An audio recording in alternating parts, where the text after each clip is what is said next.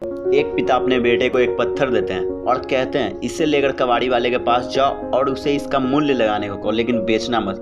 तब वह लड़का उस पत्थर को लेकर कबाड़ी वाले के पास गया और उससे उसका मूल्य लगाने को कहा। तो कबाड़ी वाले ने उसे उस पत्थर के बदले 5 रुपए देने को कहा। तो घर आकर उसने अपने पिता को बताया। फिर उसके पिता ने कहा अब जाकर इसका मूल्य किराने की दुकान पे पता करो। जब वह किराने के दुकानदार के पास पहुंचा तो उसने अट्रैक्टिव देखकर उसका मूल्य 50 रुपए लगा दिया। इसके बाद उसके पिता ने कहा इस बार सोनार के पास जाकर इसका मूल्य पता करो। तो उसने उसका मूल्य 50,000 लगाया, क्योंकि उस सोनार को वो पत्थर कीमती लग रहा था। फिर वह एक कलेक्टर के पास पहुंचा जो यूनिक चीजें कलेक्ट करता था। उसने बताया कि यह पत्थर अमूल्य है, इसका कोई मोल नहीं लगा सकता।